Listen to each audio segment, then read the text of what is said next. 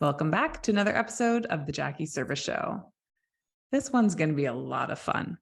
If you're tuning in and have been looking for community, striving for community, trying to seek community, and feel like you haven't found it, I have a special guest today, Alexis Dean, who's going to be talking to us all about a community that she created, and more so about her story of how she got there. And Alexis, we met in a recent elite mastermind or elite coaching group with Dan Martell. And it was almost immediate as we became what felt like accountability partners in this group that we were just meant to connect and meant to put some mics in front of us and have a really open and authentic conversation around community. So welcome. Thank you for being here. Thanks so much for having me. I'm super excited to be here. And yeah, I always love when you just click with somebody right off the bat. I think the two of us were the chattiest people in our team thread. And I'm so glad to finally have this opportunity to connect face to face. Absolutely. Also Ontario based and a Canadian. So that was an immediate connection too. We both live in small communities. I'm on Lake Huron, and remind me the lake that you're on. We are on Potash Lake. So just now a mosquito flew by the screen. I was hoping it wouldn't land on the camera. They are big up here. Yeah. So you got to be mindful of when you're eating dinner outside, I'm sure. Yes. The mosquitoes will carry you away. I love it. I love it. Well, let's start with what feels like a big question and also sometimes a small question in terms of, we ask this all the time, which is like, hey, tell me your story. And that can be a lot to unpack. But I always like to start there. Tell me your story. How did we get here? And we'll talk more about your community as we go, but I'd love to just hear a little bit more about your path and journey to get here. Yeah, for sure. I am definitely an accidental entrepreneur. I started my career as a teacher, and then I worked all over the world doing teacher training, and then working in corporate training and adult training and development. And I was based in Thailand at the end of that first part of my career, and I hit a wall. I hit burnout. And so I did a 10-day silent meditation retreat. And at the end of that, I found some real clarity that I was ready to move back to Canada after about 12 years of living all over, and moved back to Canada and kind of fell into starting a corporate team building and training company. And I've had that for about 10 years, and thought that's what I wanted because it was giving me, success on the surface. The team grew financially. We were successful. We had, fancy address downtown Toronto and all those things. But I had my head down just building this business, and I didn't have connection. I was looking for connection. I was looking for my people, and I couldn't find them. And I don't know if you have found that too, but as entrepreneurs, it is not always easy to find your people. So my solution was, I thought I'd put together, in Canada, in Ontario at least, we have what we call cottages, which is like lake houses or like places north of the city. So I thought I would put together a cottage weekend. I'd find like a dozen cool entrepreneurs that I wanted to spend a weekend with, and then I would make friends for myself. And I ended up with a list of 50 who wanted to come. And that was the beginning of the Dovetail community. Amazing. Gosh, it is so lonely. There's already parallels to our story. I worked in corporate HR for 15 years, hit burnout, had some things happen from a health standpoint, which listeners are very familiar with my story. But there's so many parallels to, like, you hit burnout and then what? Yeah. And I'm curious for you, in that silent meditation, that retreat in 10 days, like, what came up for you in terms of that clarity? How did you know what the next step needed to be after pausing for some time? Yeah, I didn't. I spent the first 3 days. It's actually more like 12 days. So it's kind of like Vipassana. If people have done Vipassana, you can do it in Canada, you can do it in the States, you can do it all over the world. But this was at a monastery in the jungle in Thailand. So it was like Vipassana-ish is the closest thing that you could get to it. But I spent like the first 3-4 days just in so much inner turmoil that was presenting as anger. And I was just pissed at Mm. everything and everyone. Like, it's pretty hard to be mad at a monk, but somehow I just had this like rage. Like, I had to do this sweeping job every day and I was just angry about sweeping. And like, just, when you finally like try to settle your mind down, your mind will create anything to distract you. And so Mm. mine created anger and rage. And I think now that that was part of my process. I needed to release that. I needed to see that there had been like a lot of tension and anger hiding beneath all of my nice exterior, because I've always been a nice woman and nice person.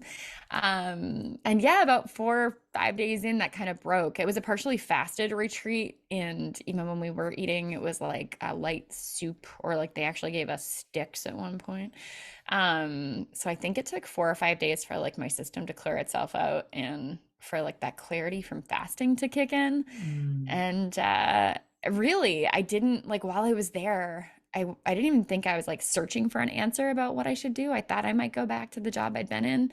Um, but then I went to a beach afterwards and I had time on my own and time without meditation, time to actually think and write and stuff. Because when you're meditating, you're not really thinking like that.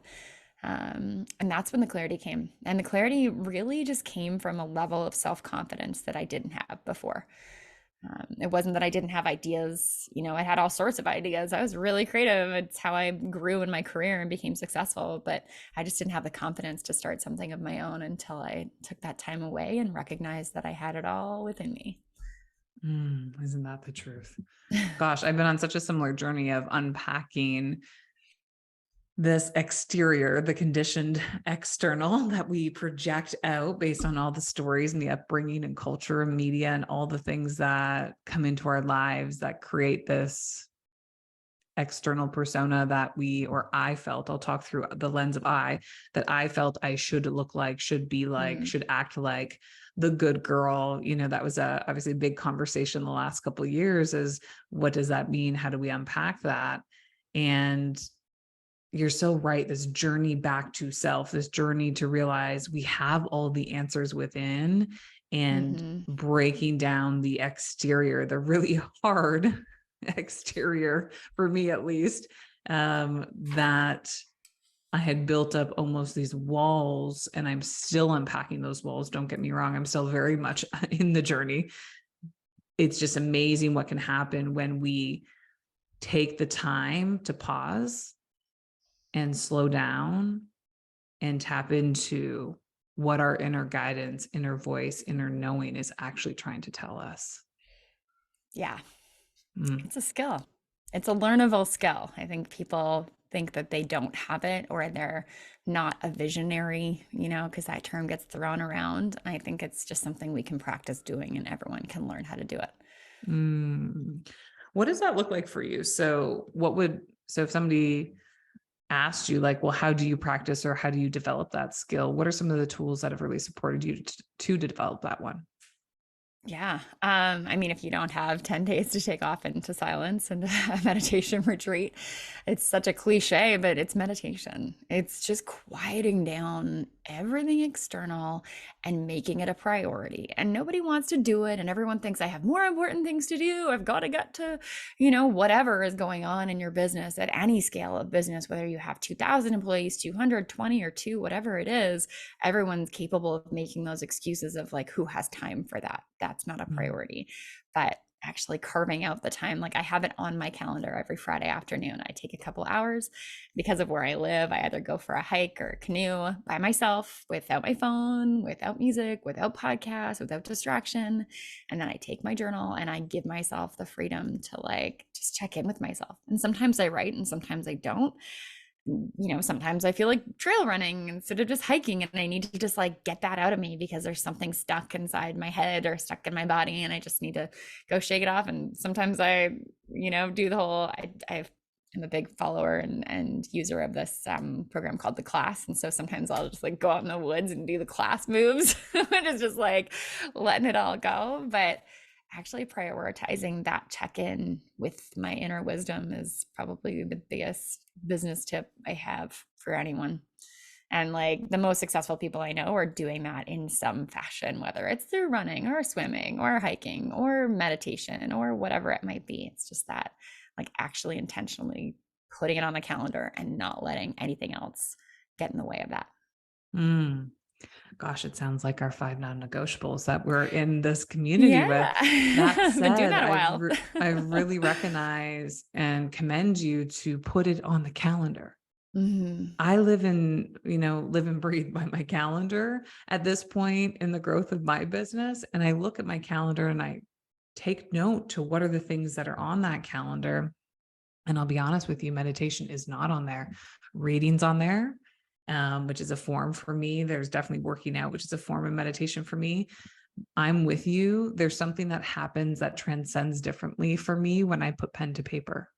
I Mhm. just see thought differently. I see my own thoughts in a clearer way. It allows me to process all the emotions and energy that's in my head. And while I do that on a daily basis, it's actually not in the calendar. So thank you for Mm. that tip. I think that will actually help prioritize it energetically in a different way to recognize that I'm like visually seeing it daily, that it's Yeah. in this calendar, it's a priority, it's something that we're doing. And that's been almost this reignition of commitment and energy within me as we've done 5 non-negotiables in this coaching program we're in. Is Mhm. just it's the simple things that when we can stack consistency makes such a difference in our, I think mind, body, spirit, soul connection all across the board. Yeah, What has your for experience sure. been with the non-negotiables and making commitments? I say that to a woman that just finished 75 hard and is into the next phase of that. So commitment is something that you're very conscious about, but talk about what these stacking of small commitments has actually left or brought to your life. Yeah, I mean, I love the 5 non-negotiables. I've been doing them for a while, but not in Dan's phrasing. I did like 100-day cold plunge challenge this winter, and we live on a lake, so I sit in the ice for 3 to 5 minutes a day, and I did it 100 days in a row. And even when I was in the city, I was doing 5-minute freezing showers. And I've always been a big fan of like finding those consistent moments throughout the day and measuring them. And people like, I've had friends and family kind of make fun of me for it, and I don't care. And they're like, oh, everything doesn't have to be so hardcore. And I'm like, it's not about being hardcore. It's just about reminding myself that I can be consistent in that it starts my day with that consistency. It's like the CIA: consistency, integrity, and accountability. And it is a way to wake up and remind myself of who I am and that I am consistent and I have integrity with the things that I want and the things that I say I want and that I am. And I have accountability to myself and in some ways to others because I did the 100-day cold plunge for charity. So I love all Amazing. those things. I wanted to just quickly circle back for you and for listeners. Not only do I put that time on the calendar, and I think like important things like this go on the calendar, but if you are running, we use EOS in both my businesses. If you're running EOS, you're running any other system where you have a scorecard, I put it on my scorecard.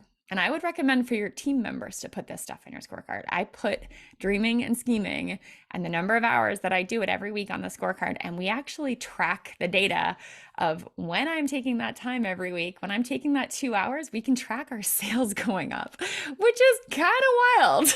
But I Mm-hmm. do, especially for the one business I do sales for Dovetail. So I guess connection, community connection. But it's amazing how you can actually watch like those metrics. It's another way to like make sure that your team respects that time, that you respect that time, and that you give yourself that gift of like committing to dreaming and scheming and having open mind time and having creative time. So, anyways, circle That's a back. great circle back on that. EOS. I talk about EOS a lot on the podcast, but Gina Wickman, if you haven't dove deep into the EOS model, it is a operating system for entrepreneurs that really creates established foundations and helps build on foundations. So things like scorecards and KPIs and holding people accountable and the different check-ins you do with your teams. It's a model that can be really, really effective as you build and scale business. So thank you for Yeah. sharing that. That is such a gift. Yeah, thank you. I love Yeah. EOS and huge fan. And even if you're running a smaller team, it's still, you can bring it in, you can self-implement early days, which is really, really nice. So I that was love video. this. Yeah. Okay, so you come home from Thailand, You, at that point in time, did I hear you say you started a business in more of the corporate learning and development space, or talk a little bit about that initial transition where you felt like you were finding the quote unquote answers, and maybe you did find the answers in that experience, but what did you learn about that next transitional phase of life before Dovetail became a reality? Mm. I found myself doing what I'd always done, which is like doing the right thing, checking the boxes, grow the team, hire the salespeople, make the money, get the contracts. Like we got in with all the big banks through connections and through relationship-based sales and then hiring on sales guys. I shouldn't say guys, but they were. And so I did what I thought I should do as like to be a successful, in quotations, Mhm. business owner. And it was lonely and it was isolating and I shouldn't say it wasn't totally fulfilling because I still own the business. It's Two Roads Team Building, which is amazing. And I'm very lucky. I have a great partner who runs that business. I still sometimes make guest appearances over there. I'm in the meetings every week, which is fun, but I don't Mm. facilitate everything myself anymore. But yeah, that transition was just like another reminder of like doing what is expected, doing what my head led me into, not my heart. Mm. It wasn't like soul work. It was like work and like better than a 9 to 5 because I got to run it and I got to do what I wanted and travel and take the time I wanted and work from where I wanted and do all those things, but it wasn't lighting me up. And then I started Dovetail. And it, again, totally not total fluke. Like I knew what I was doing. And I knew when I rented a place to bring 50 women up into Muskoka, which is like north of Toronto by about 3 hours. It was the middle of winter. It was minus 30 Celsius. And I had women from like California and Georgia and like Florida and New York and Vancouver and Toronto and Halifax and all these ladies coming who had no idea they were risking hypothermia. But coming into Canada, I knew what I was doing, but I didn't know that it was going to evolve into a whole other business.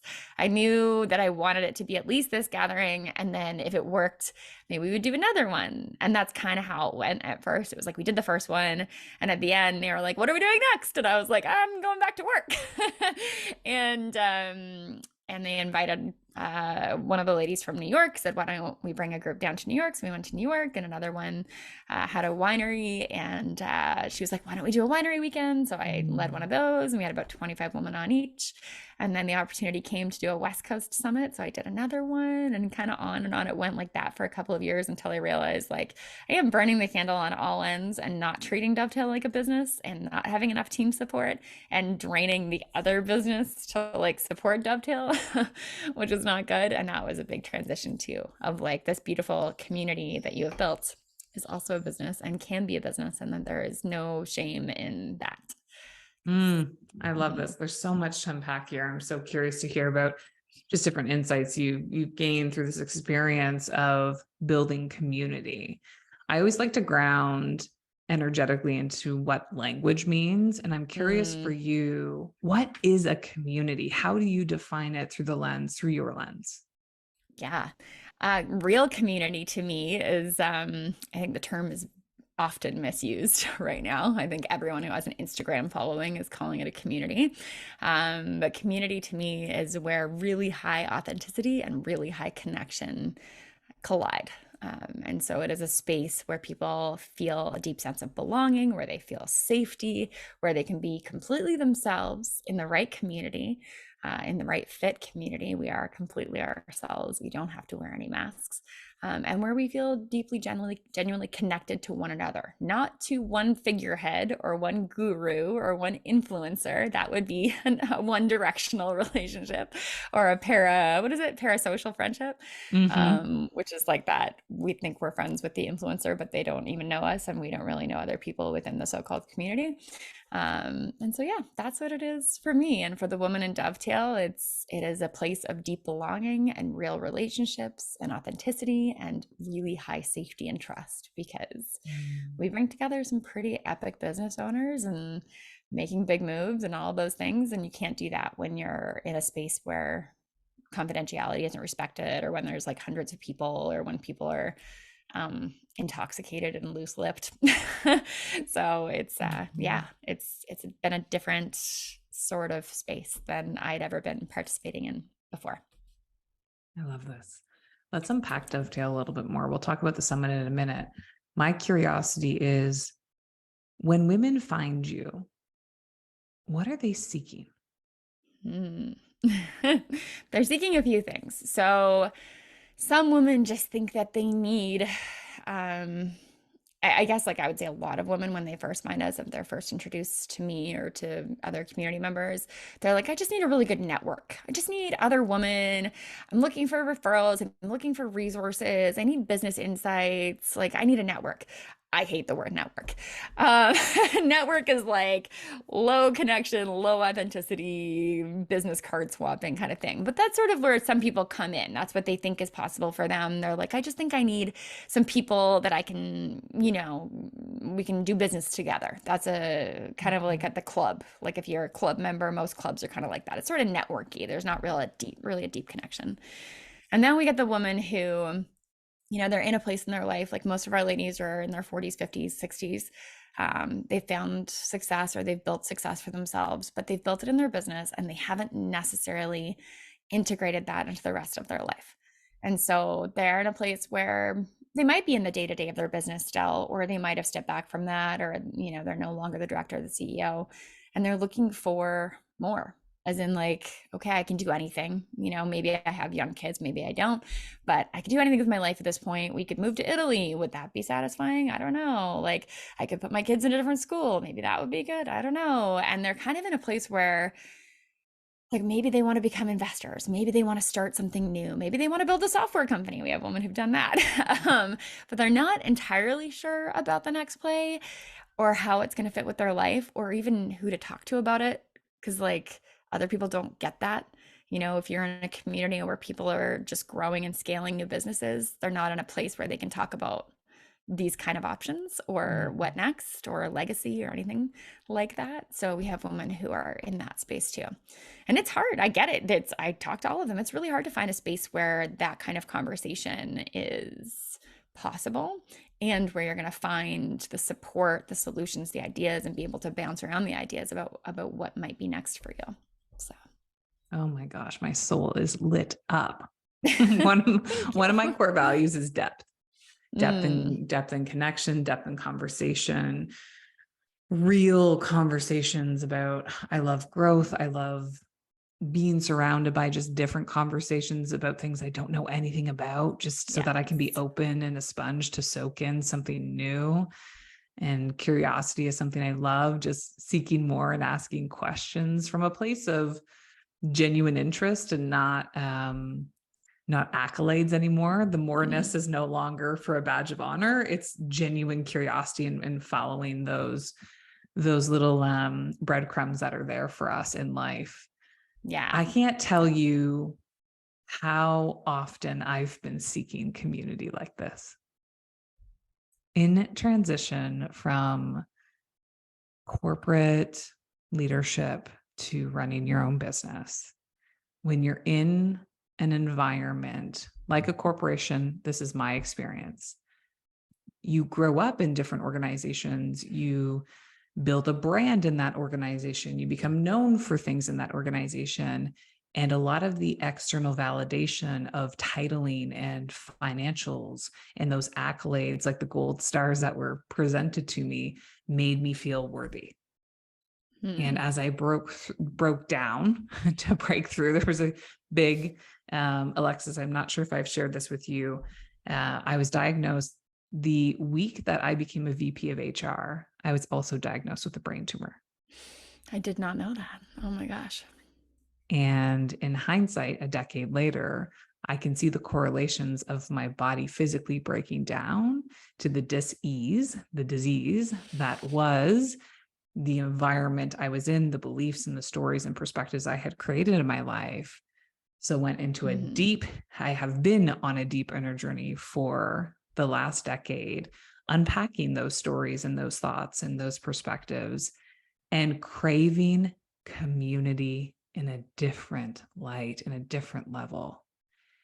And as I shifted to entrepreneurship, which to your point has offered me so much beauty in life, inclusive of leaving cities and living on Lake Huron and traveling with our kids in the winter and building a team that I want to build with the people I want to do life and business with. There's so many beautiful things that have shown up. What I've been seeking is depth and connection and community. I've joined masterminds, I've joined roundtables, I've put myself in rooms and containers, and I believe in investing in yourself to be able to really show up fully and immerse yourself into experience. What I'm hearing you say, though, is a completely different vibrational level than I've heard of any other mastermind, I'll call it, or community that I've been in. And where, there is more of like a leader who's done it before, who you're striving to be like, or you're curious to learn from. Yeah. I'm curious through your lens, how do you break down, or how has Dovetail organically or very intentionally been created where it's less of quote unquote roundtable mastermind and more of community, authenticity, and real genuine connection? How has that shown up? Tell me more. And how do you replicate it? Because this isn't something like, I am open source. In both companies, like if you come and ask me how to run a corporate team building, or you want to do a training for your team and you don't necessarily have the resources to hire somebody to come and run it from our team, I'm happy to share. And the same thing goes for community building. I think there's a lot of really well-intentioned people who host events, and that's cool. Events can be great, but it's really hard work to get to a space where you have real peer-to-peer connection without hierarchy, without a coach or a guru, and where it lasts, like where we have women that have been with us for 5 years, and women who, they come in and out because they, capacity wise, depending on where they are in the world, they can't always be in person. So they'll come to Summit, and then maybe they'll come to one other retreat throughout the year. But to get to that, I think it really helped that I am not a coach, that I'm not, I built a business, but to be honest, my business is smaller than 99% of the women in my community. But I'm a professional facilitator. So that's the skill that I bring. That's the gift that I bring. And that is, again, for anyone wanting to do this, that's the confidence that I can bring to the table. Is that I know how to facilitate, I know how to bring people into the room, remove hierarchy, create a really safe space for people to be able to open up and share, and push them just a little bit out of their comfort zone of the usual, networky, chitty chatty, mask wearing. I can kind of show up and do my thing and then leave, and everyone will kind of think I'm really good at doing my thing. I can get people a little past that. And sometimes I can get people a lot past that. And that's what I strive to do with Dovetail. So really creating a space where, yes, the business conversations happen and the deals are made and all those things go on, but it doesn't come from a place of like pitching or selling ourselves. It comes from really deep, authentic relations, and really building friendships, and really being honest with ourselves and with each other, which is hard, but I love it. It sure is. Yeah. It sure is. And those are the rooms, those are the containers, those are the experiences that I can look back in my life and genuinely notice step change moments, things that have opened up for me, other opportunities that have presented themselves, inclusive of things like business results, where they're on the heels of the deep inner work, the deep, like holding the mirror up, really taking a look, having maybe other humans give me feedback on what they're seeing in terms of my persona and how I show up in the world. Those have been really transformational experiences. And I have no doubt that that is what you're creating when you're bringing these women together. My curious questions, because I know you've talked a little bit about Dovetail and what the women are seeking when they come in. What do these weekends feel like, look like? I think to ask the question, I know that's hard to answer, but like, what is Summit? You've said Summit, like, what is that? What does that mean? Yeah, so that's our flagship event. That's the gathering that I host once a year in a private lodge. It's not disclosed where it is. We pulled all that. I used to. So if you go on our website, it gives you a little bit of info, but I speak to every single person who is interested, who's a fit, who's referred. To be totally honest, we've been like 99% referral up until this past year. Which is nice, but also I really want to expand beyond that because I think that we all know people who are kind of like us. And so it's nice to just bring in people. Like I would love to bring in more people from around the world. So really working beyond that. But Summit is our, like I said, it's our flagship event. It happens once a year.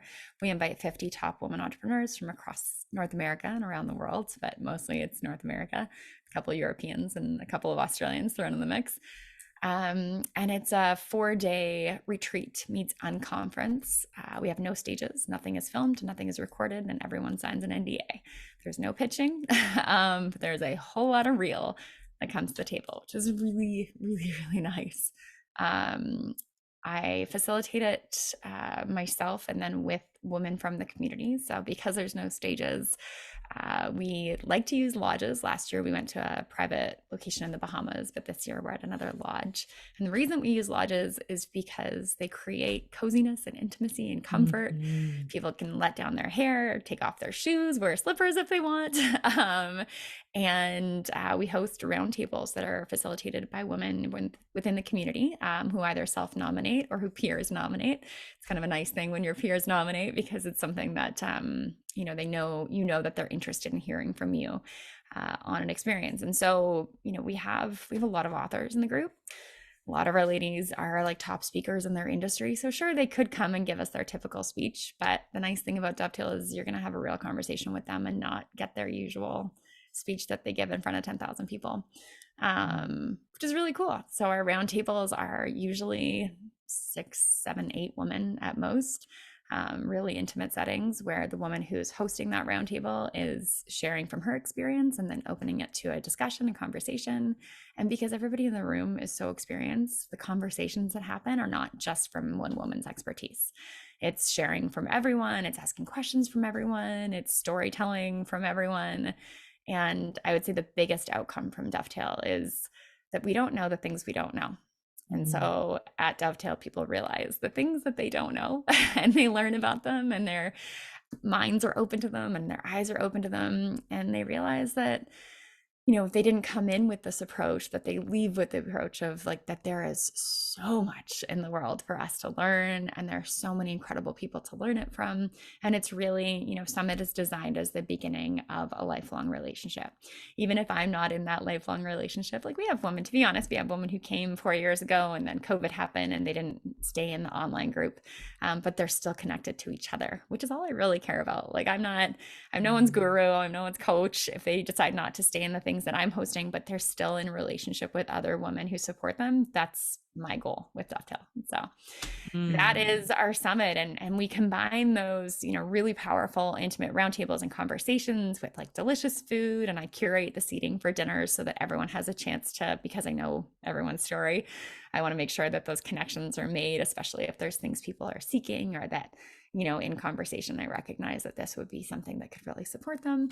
And then in the afternoons, we take a little bit of time off of all the thinking because we're all really good at being very brain centered and really just focusing and thinking and, mind expansion. We take a little time off from that and we go and do shared experiences. So sometimes those are outdoorsy things. It's not required. Not everyone's a big hippie like me. And sometimes it's indoorsy stuff. Like we have ladies who are not interested in going into walking in the woods or kayaking.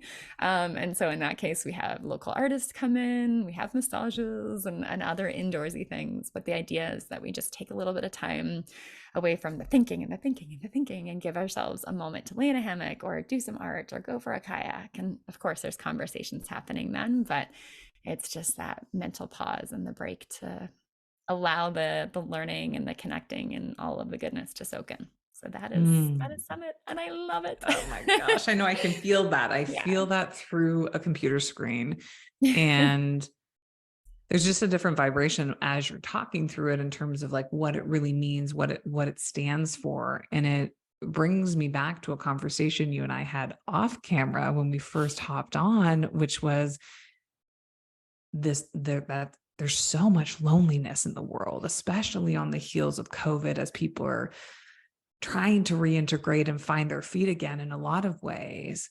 That loneliness is so real. And I have felt incredibly lonely, not only in business, but I've also felt very lonely moving to a smaller community and feeling like I couldn't find like-minded entrepreneurs, frankly, or just the more elevated conversation. And I'm curious your thoughts on loneliness in general and how bringing this heart-centered community together has helped shift that for you personally, and any feedback you've heard from women that are in the group as well.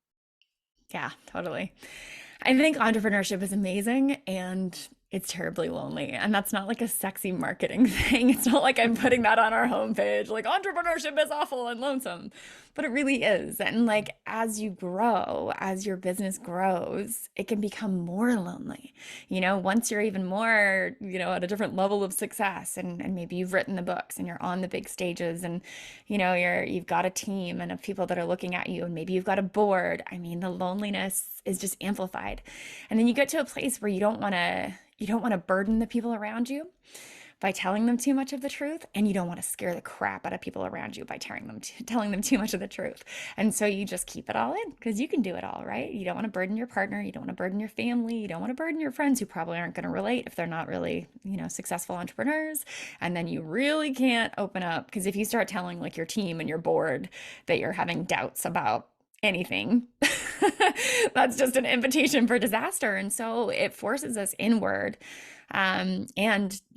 Really creates a space where even if we say we can trust people, we're not really trusting anyone else with the truth. And it just creates, just a level of loneliness that is not understandable by most people.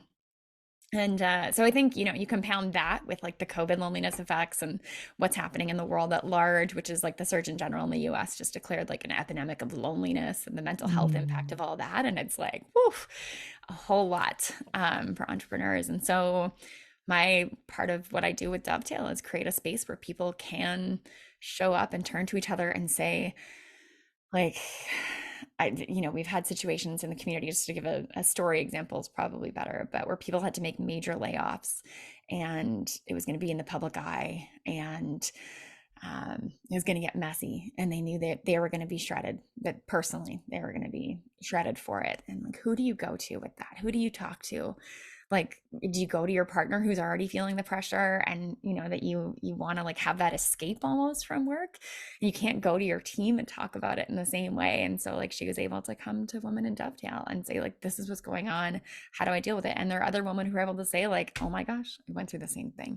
That happened with me. This is what I did. This is who I talked to. You can call me in the middle of the night if you need to. Like that's like, you can't pay for that. That's, you could hire a therapist or something, but they're not going to be able to relate. They've never been in that position. Like that's why it's important to have people who really understand you, who you really trust, who you can totally confide in, who you can bring your whole self to, and who aren't going to judge you or vilify you for the things that are normal in business. And I might add, are normal in business. And when men do them, no one blinks an eye. So it's also really nice to have other women who can deeply relate. Oh, I know. Yeah. I love that. Yeah. Thank you for sharing that. I think there's so much truth to, I've heard this since the minute I walked into business. It's lonely at the top, right? Yeah. That has been something that has, I feel like, been on billboards I've seen. And where, yes, that is true in corporate settings, in leadership roles, we can also feel very lonely. I felt very lonely in that context as I've made these transitions and removed myself from being in environments where there's just thousands of people always around and always somebody who needs you. And all of a sudden I was on my own and had to make my own agenda and had to figure out, where do I spend my time and who do I spend it with? That was a different level of loneliness I didn't know existed because I was always, quote unquote, needed for something in my past life, in the past version or, business I was in. This is just, there's so much goodness here in terms of finding as a woman, finding other women who have lived experiences that you can learn from. You can raise your hand and say, me too. I've been there. Here was my experience, where Yeah. you feel like, regardless of what you say, there's no judgment. That is, in some ways, I'll call it magic, right? How do you quantify that? How do you qualify that? It's a setting that gets created where you feel like you can show up authentically 100% yourself. And I hope that Dovetail is one of many that start, because in our world, I genuinely believe we need more of this. Yes. I'm curious for you, as a leader in community, whether or not you'll take that title or not, but I really sense that you are leading a new movement in community and what community can mean specifically to women. What are you seeing in the space? Are there others popping up, or what? I'm curious just to understand holistically, what do you see? Yeah. I mean, in entrepreneurship, for sure. At large, I think people are trying to fill the gaps. This is a much longer discussion, but I think that older, communities that existed as far as neighborhoods don't exist the same way. And there is like a resurgence of people trying to build connection and community where they live, which I think is a beautiful thing. I lived in an intentional community for a little while on the West Coast, and it was amazing. I don't know that every suburb in Toronto is going to go in that direction, though. Churches, like they don't exist. Like, I live in a community where there's 3 churches, and every attendee in our churches is over the age of 65. So young people, I think, are really needing a place to belong, and they're looking for it online. And, influencers are sort of stepping in to say, like, you can be part of my community, but to me, that's the parasocial thing, right? It's like one person and you don't really have a relationship with them or anyone else in the circle. So I'm hopeful that more groups will start to pop up and more opportunities for people to feel a deeper sense of belonging and connection and support, and that they won't be led by cultier leaders, should I say? Because there's definitely an opening. Hey, if you want to start a cult, this is a great time, because there's a gap there.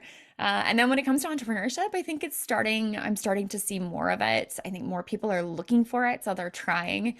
I've talked to a number of women specifically who are like, oh, I put together a retreat in my state, and, it's really hard to fill it, or I did it, but, we planned for this event for one of the days of the retreat and then it rained, so I didn't know what to do. So everyone just kind of hung out. And like, that's where I think, I'm hoping to step in and support people with actually creating, like, rain or shine, wherever your event is, whatever you're doing, there is a way to actually build connection and community around it that isn't just about being an event host. So yeah, I think it's coming, and I'm excited for it. And I'm excited to see, whether you're into like wild adventure travel, there's a space for you. And if you're really into like partying and psychedelics, there's a space for you. And if you're at a certain level of your business and you identify as a woman, there's a space for you. So yeah, I'm excited to see more of it and to be leading in that space, because it's something I definitely love and love to speak on. So thank you. Keep using your voice.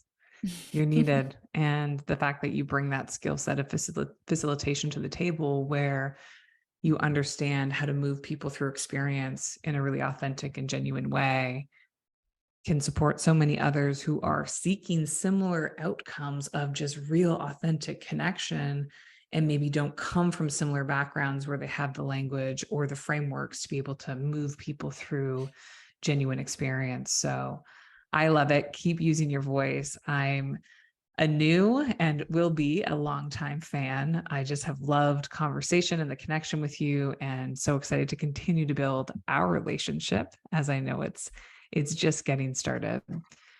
I will link everything in the show notes, but tell people where they can meet you and spend time with you. And if they're curious to learn more about Summit for this year, 1, are there opportunities? And 2, how would they apply? Yeah, so we're not actually, as a company, active on Instagram anymore, which I know is very much in opposition to what the group that Jackie and I are a part of. But personally, I am. So my last name is not Dovetail, but you can find me on Instagram at alexis.dovetail. And then just our website is where there's a little bit more information about Summit. Summit is the opening for their membership. We do have a year-round membership for a really small number of exceptional women entrepreneurs. And that won't open until after Summit this year. So the opportunity is to apply for Summit, apply for nomination. We do have a handful of spots left for this October. And I'm having calls now, but I'm getting married in about 10 days and I will be Oh off my of calls. God. So if you're hearing this, I don't know when this will go live, but you may get an auto response and I may be in touch with you after our wilderness honeymoon where I will be turning off all phones and laptops, etc. So still on calls right up until the day before our wedding. And then after that, all applications will be sort of deferred till the end of July. Beautiful. Very excited for that. We will link everything up, and congratulations on the upcoming wedding. And so happy for you to turn off all the noise and just really go and stay connected within that relationship in that container. So enjoy yourself. We will link Thanks. everything up. And I'm so excited to continue the conversation. Could not be more grateful for your time. Thank you for sharing your heart and just your openness to really start to bring containers together, which create authentic connections. So Alexis, appreciate you. Thank you for being on the show. Thank you. Thank you so much. It's been a joy.